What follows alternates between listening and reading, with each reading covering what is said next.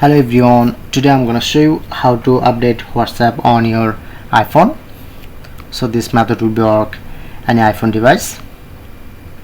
So simply open your App Store, go to search option, search it to WhatsApp.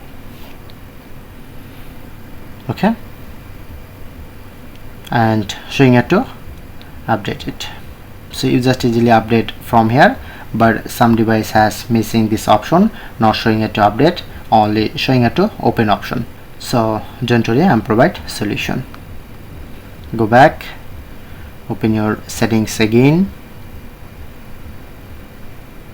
press on general and click on to iPhone storage. Find here your WhatsApp, just open this.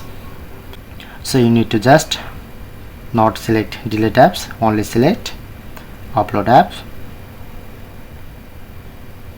and reinstall these apps. When you reinstall these apps, then install your updated apps, and that's it.